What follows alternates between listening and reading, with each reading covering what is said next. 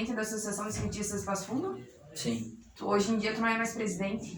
Hoje em dia a associação, eu ainda estou no papel como presidente porque a associação não foi atualizada, né? Ela precisa ir ao processo que nós estamos passando agora, que é o processo de atualização da diretoria, né? Os processos e as ações têm sido conduzidos com o apoio dessa diretoria, digamos, provisória, que posteriormente e é o que a gente está fazendo agora para que assuma, né, os trabalhos, né, com novos nomes e com pessoas que de fato deem continuidade no trabalho que a gente iniciou. E ela foi fundada em que ano? Ela foi fundada em 2009.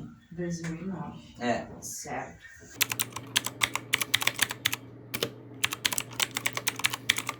Então, tua relação com o skate é muito antiga, assim como de muitos jovens aí de Passo Fundo. Sim. E o que te motivou, assim, não, vamos criar uma associação, vamos regularizar, né, profissionalizar essa modalidade? Sim. Deixa eu fazer um resgate histórico de como era o esporte nos anos 90. Eu já tinha uma associação antes, né, feita pela, digamos assim, não foram os primeiros, mas uma das principais pessoas desse grupo que trouxe o skate para Passo Fundo, que fomentou o skate anos 90 até anos 2000, e essas pessoas foram que conseguiram a primeira pista, que foi a pista da Minas Gerais.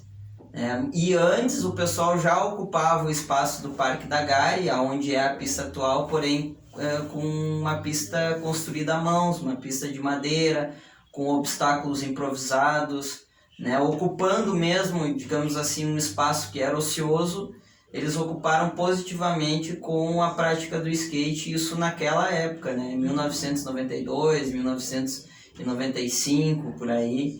Então, o skate ele veio muito dessa origem de se autocriar, de ser autodidata, digamos assim, e de não buscar depender muito de ninguém, principalmente de lideranças políticas ou demais lideranças. O grupo mesmo sempre teve essa união de representar cada um da sua forma, mas a união do bem comum, que era o amor pelo skate, e de poder propiciar espaços de treino e espaços de convivência, aonde pudesse ser realizado eventos, aonde pudesse o pessoal se encontrar, né, e também gerar integração, né, um ponto de referência, digamos assim.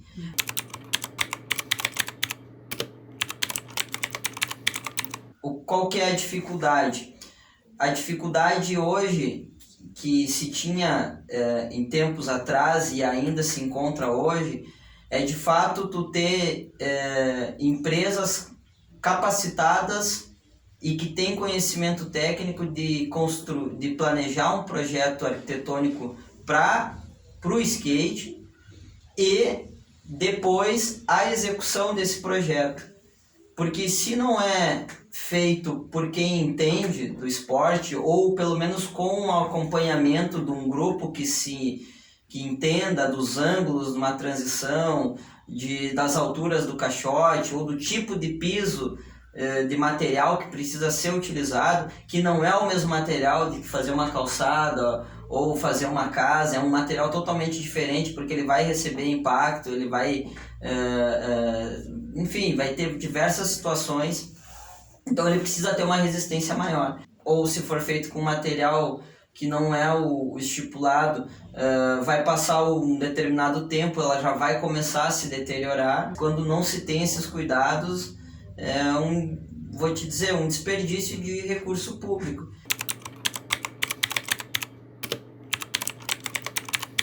No meu tempo, quando eu comecei a frequentar o Parque da Gari,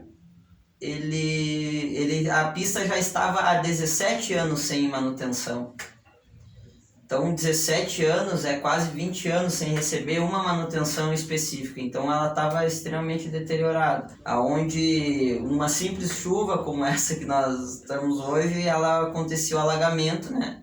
A gente tinha o problema de que quando chovia, toda a água que saía daquele laguinho antigo que tinha, ela ia para a pista e infiltrava ali. Então, se tinha algum evento, a gente tinha que esperar no mínimo 2 dias para secar a água e depois nós mesmos fazer toda a limpeza do lodo e barro para poder utilizar. Situações, não sempre a gente contava com a ajuda do Corpo de Bombeiros, se tivesse autorização, né, do comandante, que eles iam com a mangueira e faziam a limpeza para nós, passavam um jato ali e a gente conseguia andar, né? Então, assim, essa situação realmente me causou uma revolta.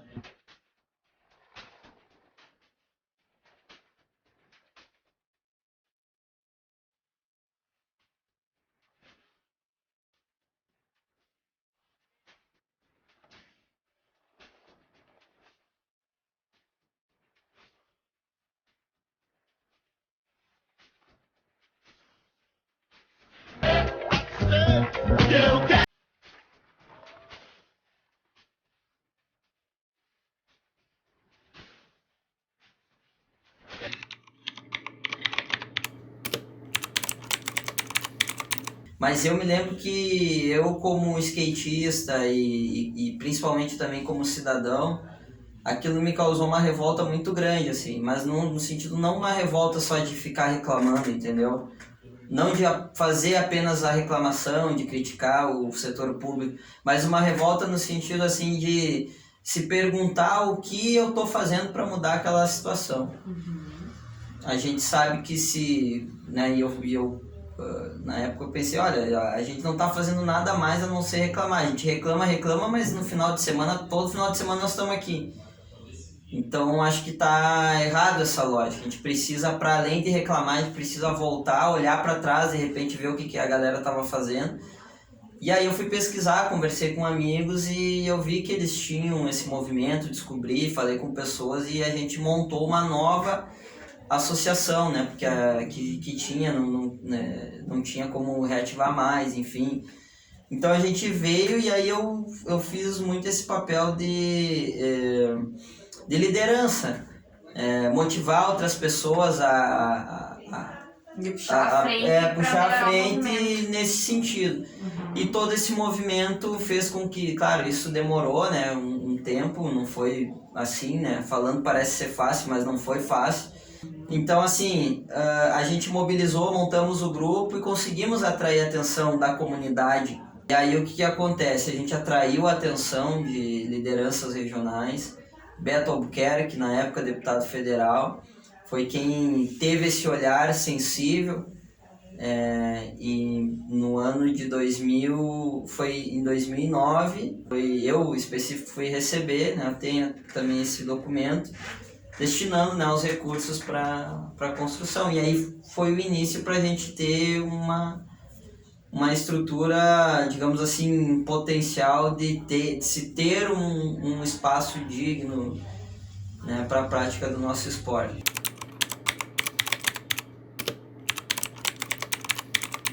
Pontuou alguns marcos em relação à trajetória do skate em Passo Fundo, mas a gente também tem que salientar que tem muita gente boa, né? Sim. Muita gente foi classificada aí para campeonatos a nível nacional, né? O que tu pode falar sobre isso? Sim, esse foi uma resposta imediata dos investimentos feitos, algo que a gente vinha reivindicando há muito tempo. Mas a gente sempre teve talentos assim no skate em Passo Fundo. Diversos amigos, assim, pessoas que hoje não moram mais em Passo Fundo, estão morando fora do país, na Califórnia. Temos 3 passofundenses em Barcelona também, atualmente. Nós temos skatistas que viraram empresários, que são donos de lojas de skate em Passo Fundo e fora. Nós temos skatistas que gostavam de fazer filmagens, fotografias, que a gente tem isso muito forte dentro do skate, fomenta muito essa área. O fruto de pegar tudo isso pronto, a gente fez com que surgissem atletas que estão despontando, né? O Matheus Teixeira, nosso atual campeão brasileiro, foi campeão com 14 anos em 2019. 2019 não teve O 2020 não tivemos campeonato brasileiro, manteve-se, né, por causa da pandemia.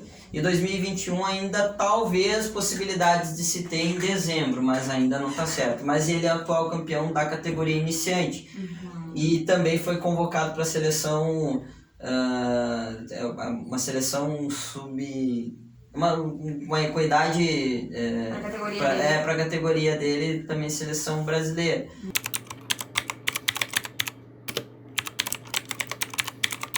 Foi das Olimpíadas agora, né? Eu me refiro à questão da idade no feminino, principalmente das meninas ali. Tu pega a idade de 12 anos, 13. Né? 13, então assim, o próprio Matheus, 14 anos, e na época agora com 16, então essa geração ela possui uma facilidade só que e essa facilidade, se somada a condições de infraestrutura para praticar o esporte, seja o skate, futebol, qualquer outro esporte, a evolução é mais rápida e o resultado também é mais rápido, né? O resultado que eu digo não só em títulos e carreira, mas eu digo assim, o resultado para a sociedade mesmo, né? Sim, perfeito. E para concluir, Michel, como que tu destaca a importância da valorização do skate, né, nos dias atuais, principalmente aí na nossa cidade, em Passo Fundo? O quanto ele é importante para nós,